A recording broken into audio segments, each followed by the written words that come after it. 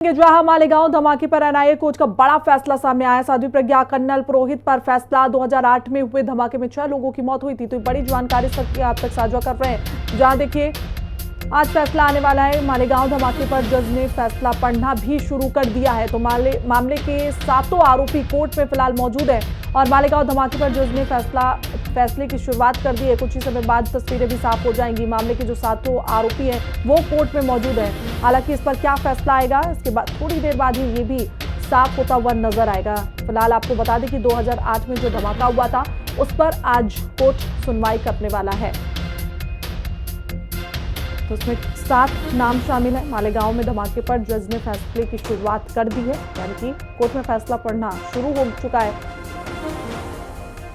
और ज्यादा जानकारी के साथ हमारे सहयोगी नवीन निशांत हमारे साथ जुड़े हैं। नवीन, कुछ ही देर बाद क्या फैसला आएगा वो तो सभी को पता चल जाएगा क्योंकि शुरुआत हो चुकी है।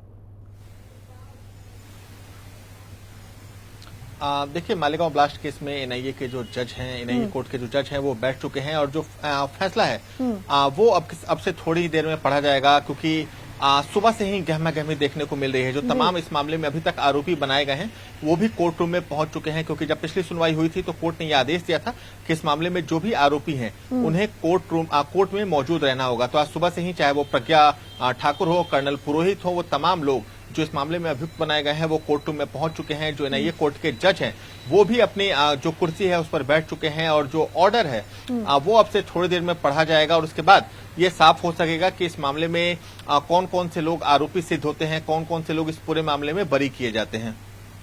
बिल्कुल नवीन, देखिए जिस तरीके से फैसले का सभी को इंतजार है, थोड़ी देर बाद फैसला भी हम सबके सामने आएगा। लेकिन प्रज्ञा ठाकुर की अगर हम लोग बात कर लेते हैं तो ऐसे में जब प्रज्ञा ठाकुर के कई इंटरव्यूज हमने देखे तो पता चला कि किस तरीके से उनको जेल में प्रताड़ना दी गई, किस तरीके से उनके साथ दुर्व्यवहार हुआ।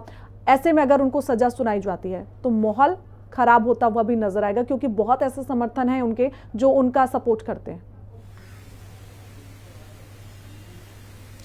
बिल्कुल, देखिए साध्वी प्रज्ञा ठाकुर एक बड़ी हिंदुवादी चेहरा है और उनके लाखों जो समर्थक हैं वो भी उनसे कहीं ना कहीं जुड़े हुए हैं। निश्चित तौर पर जब इस पूरे मामले में साध्वी प्रज्ञा ठाकुर को गिरफ्तार किया गया था और फिर जब वो जमानत पर बाहर आई थी तो उसके बाद उन्होंने ये आरोप लगाया था कि जेल में उन्हें यातनाएं दी गई, उन्हें टॉर्चर किया गया और फिर उनके बयान दर्ज कराए गए। तो कई सारे आरोप उस समय भी लगाए गए थे और साध्वी प्रज्ञा ठाकुर ने कई मौकों पर जो अपने यातनाएं हैं उसका जिक्र किया था। कई सबूत भी उन्होंने लोगों के सामने रखे थे। निश्चित तौर पर अगर साध्वी प्रज्ञा ठाकुर के खिलाफ इस पूरे मामले में फैसला आता है, यानी साध्वी प्रज्ञा ठाकुर इस मामले में आरोपी बनाई जाती है, उन्हें सजा सुनाया जाता है, तो ये भी संभावना हो सकती है कि जो महाराष्ट्र का जो मालेगांव का हिस्सा है वहां पर जो धार्मिक उन्माद है वो फैल सकता है। तो पुलिस के सामने ये भी चुनौती है कि वहां पर भी जो सुरक्षा व्यवस्था है वो बरकरार रखी जाए क्योंकि साध्वी प्रज्ञा ठाकुर एक हिंदुवादी चेहरा है। समय समय पर उनके जो बयान है वो भी सामने आते रहे हैं और कई बार उन्होंने सार्वजनिक मंच पर भी स्वीकार किया है कि जब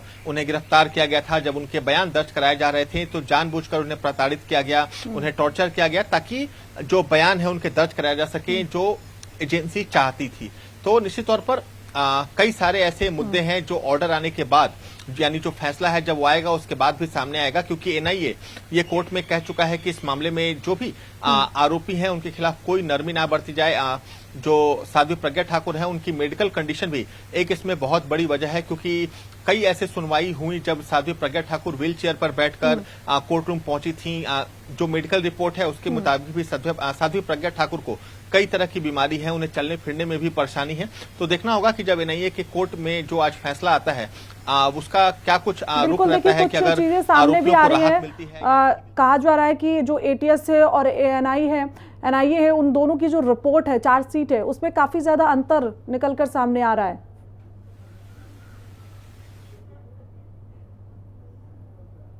और एनआईए क्योंकि मामला बहुत पुराना है, तकरीबन इस मामले को 17 साल से ज्यादा का समय हो चुका है और कई जो गवाह थे जिन्हें इस मामले में गवाह बनाया गया था वो भी अपने बयान से मुकर चुके हैं। कई गवाहों ने इसमें अपने बयान दर्ज नहीं करा गए, तो थोड़ा इंतजार और करना होगा और जो अपडेट्स हैं वो भी लगातार आ रही हैं और जो प्रोसिक्यूशन है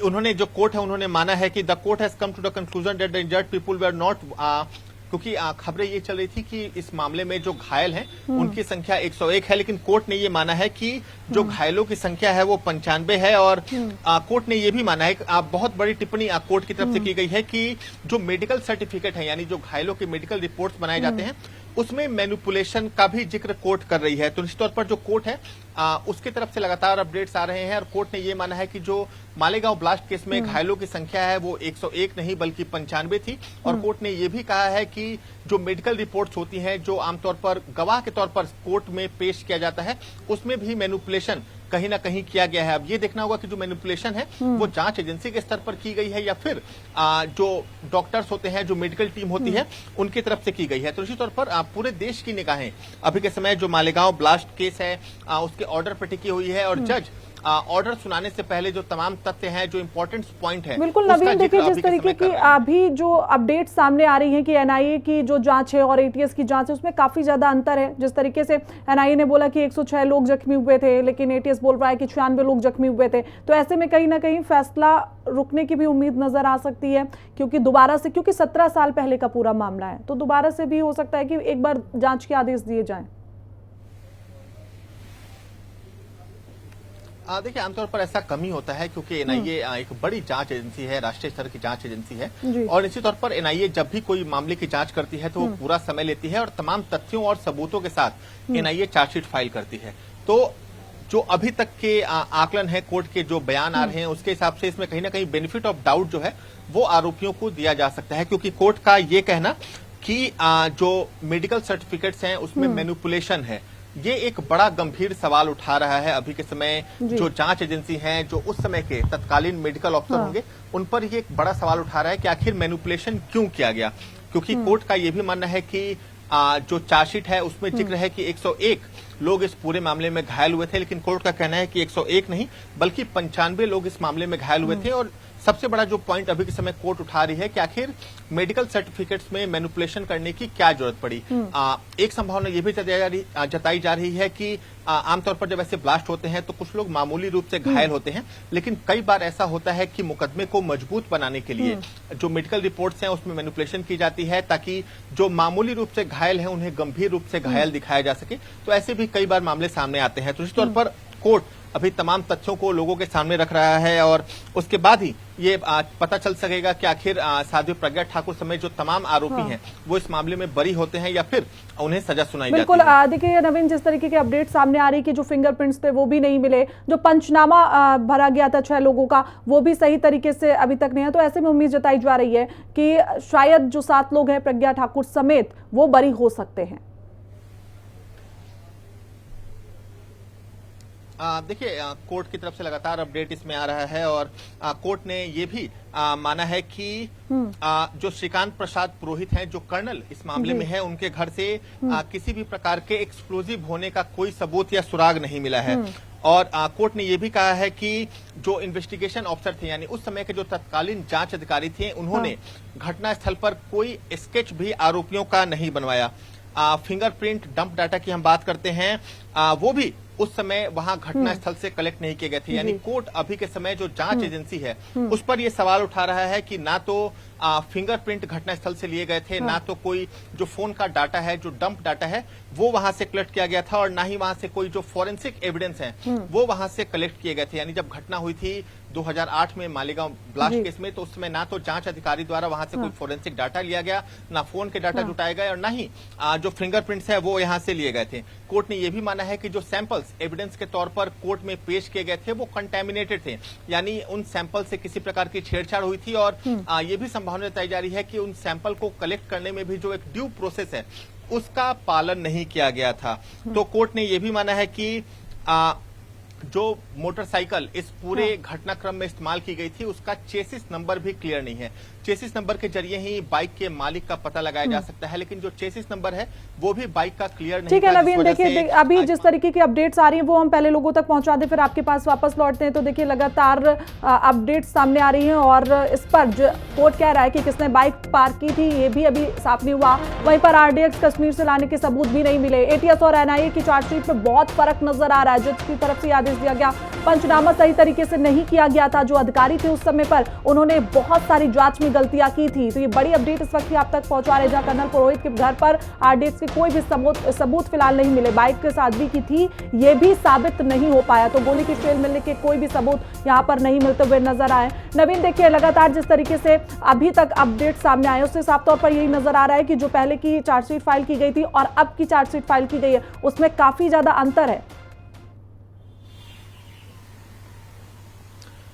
बिल्कुल, देखिए कोर्ट ने भी ये माना है कि जो आईओ होते हैं, जो इन्वेस्टिगेशन ऑफिसर होते हैं, उनके स्तर पर भी कई तरह की गलतियां की गई हैं। कोर्ट ने ये भी माना है कि मेडिकल रिपोर्ट्स में छेड़खानी हुई है, मेडिकल रिपोर्ट्स में कुछ गलतियां हैं वो देखने को मिली। इसके अलावा जो कर्नल पुरोहित हैं उनके घर से किसी प्रकार का जो आरडीएक्स है उसके होने का सबूत नहीं मिला, क्योंकि जांच एजेंसियों का ये कहना था कि कर्नल पुरोहित के घर पर जो आरडीएक्स है वो स्टोर किया गया था और वहीं से बाइक पर प्लांट करके फिर विस्फोट की घटना को अंजाम दिया गया था। लेकिन कोर्ट ने ये माना है कि ये साबित नहीं होता है कि कर्नल पुरोहित के घर पर बॉम्ब्स को रखा गया था, आरडीएक्स को रखा गया था या एक्सप्लोजिव को रखा गया था। कोर्ट ने यह भी माना है कि जब इन्वेस्टिगेशन ऑफिसर घटनास्थल पर पहुंचे, यानी मालेगांव ब्लास्ट के बाद जब इन्वेस्टिगेशन ऑफिसर वहां पर पहुंचे तो उनके द्वारा कोई फोरेंसिक एविडेंस वहां से कलेक्ट नहीं किया गया। जो फिंगरप्रिंट्स हैं वो नहीं जमा किए गए, जो फोन का डाटा होता है वो भी जमा वहां पर नहीं किए गए। तो लापरवाही आईओ के स्तर पर भी हुई है।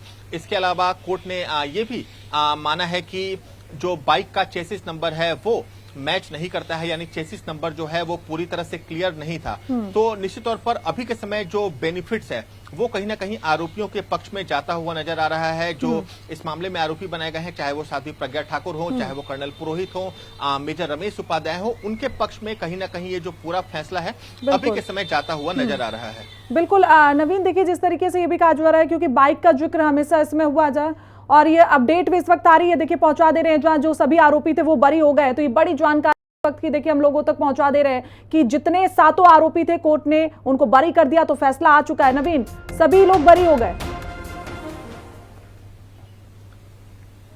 बिल्कुल, देखिए जैसा हम सुबह से भी संभावना जता रहे थे कि बेनिफिट ऑफ डाउट इसमें आरोपियों को मिल सकता है। और ये खबर भी आ चुकी है कि NIA court acquits all accused in Malegaon blast case including Sadhvi Pragya Singh and lieutenant colonel Purohit and others. यानी इस मामले में जितने भी आरोपी थे उन्हें एनआईए के कोर्ट ने बरी कर दिया है, यानी जो सबूत हैं उनके अभाव में इन्हें बरी किया गया है। और कहीं ना कहीं जो आरोपी, जो अब आरोपी नहीं है, वो बाइज्जत बरी हो चुके हैं। जो सुबह से इस मामले में जो लोग थे वो ये कह रहे थे कि उन्हें न्याय पर भरोसा है, सत्य की जीत होगी, और कहीं ना कहीं उनकी बात सच होती हुई नजर आ रही है। क्योंकि जब एनआईए के जज ने जब फैसला पढ़ना शुरू किया तो उसमें उन्होंने कई तरह की कमियां एनआईए की जांच में भी उजागर की। और उन्होंने कहा कि ये साबित नहीं हो पा रहा कि ये जो तमाम आरोपी हैं वो इस घटनाक्रम में शामिल थे, क्योंकि चाहे वो एटीएस हो चाहे वो एनआईए हो, उन्होंने दावा किया था कि कर्नल पुरोहित के घर पर एक्सप्लोजिव रखे गए थे, वहीं पर बम बनाए गए और फिर वहीं से बम को एक बाइक पर बांधकर मस्जिद के सामने रखा गया, जहां पे ब्लास्ट हुआ, इसमें 6 लोगों की मौत हुई। तो निश्चित तौर पर ये तमाम थ्योरी थी, चाहे वो एनआईए हो चाहे वो एटीएस हो, उनकी थ्योरी कहीं ना कहीं अभी फेल होती नजर आ रही है। और इस मामले में जो तमाम आरोपी हैं उन्हें एनआईए की कोर्ट ने बरी कर दिया है। बिल्कुल नवीन, देखिए हम अपडेट बता दे रहे हैं लोगों तक कि सभी के साथों के जो आरोपी हैं उन्हें बरी कर दिया गया है, क्योंकि जो भी सबूत कोर्ट में पेश किए गए थे वो मैच नहीं करते थे। चार्जशीट में काफी ज्यादा अंतर था। तो कर्नल पुरोहित समेत साध्वी प्रज्ञा ठाकुर तक सभी को बरी कर दिया गया है। तो ये बड़ी अपडेट नवीन हम कह सकते हैं, क्योंकि सभी लोग, खासकर हम प्रज्ञा ठाकुर की बात कर लेते हैं तो उनका वीडियो कुछ दिन पहले ही आया था। उन्होंने कहा था कि सत्य की जीत जरूर होगी। उन्हें पूरी उम्मीद है कि जो भी फैसला आएगा वो उनके हक में ही आएगा। आखिरकार हम कह सकते हैं कि अब सत्य की जीत हो चुकी है, क्योंकि आरोपी बार बार जिनको कह रहे थे, हालांकि ये शब्द इस्तेमाल करना सही नहीं होगा क्योंकि वो बाइज्जत बरी हो चुके हैं, ऐसे में अब उनकी खुशी का ठिकाना नहीं होगा, क्योंकि लगातार 17 साल से ये पूरा लंबा समय चला आ रहा था और इंतजार था कि आखिर कब उनके हक में फैसला आएगा, और अब वो फैसला आ चुका है। देखिए, उन्हें इस मामले में अभियुक्त कहना सही होगा। आरोपी तब होता है जब उनके खिलाफ दोष सिद्ध हो जाए या फिर उन्हें सजा हो जाए। तो इस मामले में जो भी अभियुक्त बनाए गए थे, चाहे वो महाराष्ट्र पुलिस हो, चाहे वो एटीएस हो या फिर एनआईए, उनके लिए एक बहुत राहत की बात है। आज सुबह भी जो तमाम इस मामले में अभियुक्त थे उनकी प्रतिक्रिया सामने आ रही थी और सबने एक स्वर में कहा था कि जो थ्योरी, जो धारणा एजेंसी द्वारा बनाई जा रही है कट्टर हिंदू आतंकवाद को लेकर, वो पूरी तरह से फेल होगी और जो भी इस मामले में अभियुक्त हैं उन्हें कोर्ट द्वारा न्याय मिलेगा। और एनआईए की कोर्ट ने इस मामले में सभी अभियुक्तों को बरी कर दिया है। यानी कोर्ट ने भी माना है कि जो जांच एजेंसी है उन्होंने सही तरीके से अपना काम नहीं किया, जो एविडेंस सही तरीके से जमा किए जाते हैं वो एविडेंस सही तरीके से जमा नहीं किए गए, जिसकी वजह से जो एविडेंस थे, जो सबूत थे, वो कंटेमिनेटेड हो गए, यानी उन सबूतों के साथ छेड़छाड़ हुई। क्योंकि आमतौर पर ये देखा जाता है कि जब भी कोई बड़ा मामला होता है तो जो जांच टीम सबसे पहले पहुंचती है, चाहे वो लोकल पुलिस की ही क्यों ना हो, वो सबसे पहले वहां से फिंगरप्रिंट्स उठाती है, आसपास के जो मोबाइल डाटा हैं उन्हें कलेक्ट किया जाता है, फोरेंसिक की टीम को बुलाया जाता है, वहां से फोरेंसिक जो एविडेंस हैं उन्हें जमा किए जाते हैं। लेकिन जो कोर्ट है उन्होंने माना है कि ऐसा कुछ नहीं हुआ। जो इन्वेस्टिगेशन ऑफिसर वहां पर पहुंचे थे उन्होंने अपनी ड्यूटी अच्छी तरीके से नहीं की, जिसका खामियाजा जो इस मामले में अभियुक्त बताए जा रहे थे उन्हें भुगतना पड़ा और 18 साल तक ये मामला कोर्ट में चलता रहा। लंबे समय तक साध्वी प्रज्ञा ठाकुर को जेल में रहना पड़ा, उनके साथ यातनाएं हुई, कई बार उन्होंने इसका जिक्र भी किया है। कर्नल पुरोहित जो आर्मी में सर्विंग लेफ्टिनेंट कर्नल थे, उनके साथ भी उन्हें भी जेल में रहना पड़ा। मेजर रोहित उपाध्याय, उन्हें भी जेल में रहना पड़ा। तो निश्चित तौर पर यह मामला बहुत लंबा खींचा और कोर्ट ने भी माना कि जो जांच एजेंसी है उन्होंने अपना काम सही तरीके से नहीं किया। अगर जांच एजेंसियों ने अपना काम सही तरीके से किया होता तो ये मामला इतना लंबा नहीं चलता। लेकिन निश्चित तौर पर जो इस मामले में तमाम अभियुक्त हैं उनके लिए एक बहुत राहत की बात है, उनके लिए एक बहुत राहत की खबर है। इस मामले में वो अब जो बरी है वो हो चुके हैं और इतने दिनों तक जो उन्होंने दंश झेला, क्योंकि कई बार ऐसी तस्वीरें निकलकर भी सामने आई जब साध्वी प्रज्ञा ठाकुर को अस्पताल से कोर्ट में लाना पड़ा था, वो व्हील चेयर पर बैठकर आ रही थी। कोर्ट में भी उन्होंने कई बार कहा कि उनके साथ जेल में उनको यातनाएं दी गई हैं, उन्हें टॉर्चर किया गया है ताकि अधिकारियों के मन मुताबिक जो बयान है वो दर्ज किया जा सके। तो इन सब चीजों से भी साध्वी प्रज्ञा को कहीं ना कहीं मुक्ति और राहत मिलती दिख रही है, क्योंकि अब जो मालेगांव ब्लास्ट केस, जिसको लेकर विपक्ष भी लगातार केंद्र सरकार पर सवाल उठाता रहता था कि वो जानबूझकर हिंदूवादी संगठनों को बढ़ावा दे रही हैं, हिंदूवादी आतंकवाद को बढ़ावा दे रही है, विपक्ष को भी एक बड़ा जवाब कहीं ना कहीं कोर्ट द्वारा मिल चुका है, क्योंकि अब कोर्ट ने साध्वी प्रज्ञा ठाकुर समेत जो इस मामले में तमाम आरोपी हैं उन्हें बरी कर दिया है। बिल्कुल नवीन, देखिए जब विपक्ष का जिक्र कर रहे हैं तो उस समय को याद कर लेते हैं जब प्रज्ञा ठाकुर को जमानत मिली थी और वो जमानत पर बाहर आई थी। उनके कई वीडियोस भी वायरल हुए थे जिसमें वो बताती हुई नजर आ रही थी कि किस तरीके से जेल के अंदर उनको प्रताड़ित किया गया, इवन उनके नाखून तक उखाड़ दिए गए। जो उनका दुख था वो तस्वीरों में उस समय नजर आ रहा था। तब भी विपक्ष यही कह रहा था कि अब सरकार तो बाबाओं की है, साधुओं की सरकार है, तो ऐसे में जितने भी साधु हैं, गुनहगार हैं, खासकर जो जेल में, वो अब बाहर आएंगे। लेकिन अब कोर्ट की तरफ से ये फैसला सुना दिया गया है तो अब विपक्ष का रुख देखने लायक होगा। बिल्कुल, देखिए जब जमानत मिली थी साध्वी प्रज्ञा ठाकुर को, उनके बाद कई मौकों पर उन्होंने अपने पैर के नाखून दिखाए थे, अपने पैर के छाले उन्होंने दिखाए थे और उन्होंने ये आरोप लगाया था कि जेल के अंदर पूछताछ के दौरान उन्हें 3rd डिग्री दी जाती थी, उनके साथ यातनाएं की जाती थी, उनके साथ मारपीट की जाती थी ताकि साध्वी प्रज्ञा ठाकुर अपना बयान बदले और जो अधिकारी यानी जो जांच एजेंसी की टीम जो बयान चाहती है वो बयान दे। लेकिन साध्वी प्रज्ञा ठाकुर ने ऐसा कुछ नहीं किया और कई मौकों पर वो अपना जो जानकारी के साथ जुड़ने